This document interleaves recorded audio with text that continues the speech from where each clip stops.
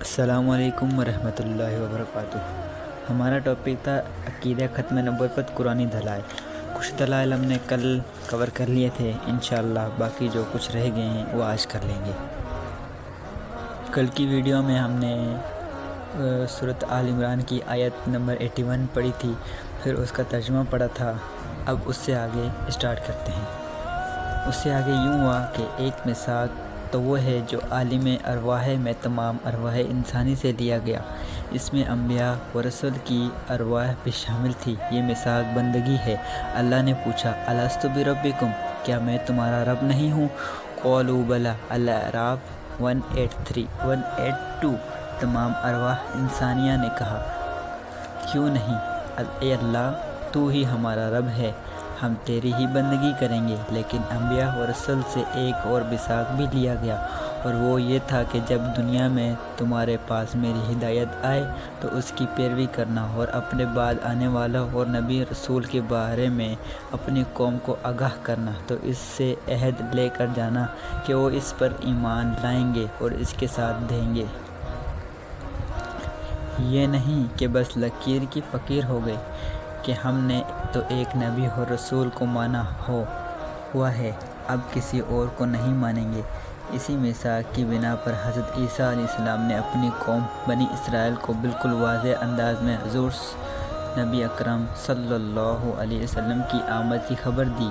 آپ نے اپنے آخری ایام میں اپنے حوارین سے فرمایا، مجھے تم سے ابھی بھی بہت سی باتیں کہنی تھی، لیکن ابھی تم نے تحمل نہیں کر سکو گے۔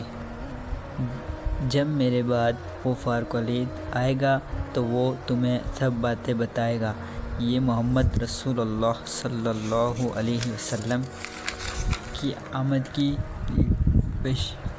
پیشین گوئی تھی۔ فارکلید کی معنی اس ہستی کی ہے جس کی تعریف کی جائے۔ آپ کے اسم گرامی محمد صلی اللہ علیہ وسلم کی یہی معرفی ہے، لہٰذا حضرت عیسیٰ علیہ السلام کی پیشین گوئی کے مصداق صرف اور صرف حضور صلی اللہ علیہ وسلم ہیں۔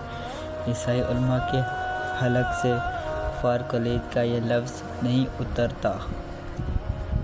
انہوں نے اس کے کئی معنی مراد لیے ہیں اور ہیرا پھیری کی کوشش کی تاکہ کسی طور سے اس کا مصداق پیغمبر اسلام حضرت محمد صلی اللہ علیہ وسلم کو قرار دینے سے بچا سکیں، لیکن ظاہر ہے کہ اس پیشین گوئی کا مصداق آپ کے علاوہ کوئی اور ہو ہی نہیں سکتا۔ اب اس بات پر غور کیجیے، حضرت عیسیٰ علیہ السلام نے اللہ سے کیے گئے میثاق کے تحت اپنے بعد میں آنے والے نبی کی آمد کی خبر دی۔ اگر نبوت کا سلسلہ ختم نہ ہو گیا ہوتا تو کیا میثاق النبیین کے تحت آپ بھی اپنے بعد میں آنے والے نبی کی آمد کی خبر نہ دیتے؟ یقیناً آپ بھی ضرور یہ خبر دیتے اور اپنے صحابہ کرام رضی اللہ عنہ کو یہ بتاتے، بلکہ ان سے یہ عہد لیتے کہ ان پر ایمان لانا۔ آپ نے اپنے بعد کسی نبی اور رسول کی آمد کی پیشین گوئی نہیں فرمائی، بلکہ اس کے برعکس آپ نے نبوت و رسالت کا خاتمہ کی خبر دی۔ یہی وجہ ہے کہ عقیدہ ختم نبوت پر ضرب لگانے والوں کے خلاف حضور صلی اللہ علیہ وسلم کے دور ہی میں اعلان جنگ کیا گیا۔ عہد نبی میں بعض مدعیان نبوت اٹھ کھڑے ہوئے تو ان کو کافر مانا گیا اور ان کے خلاف جنگ کی گئی۔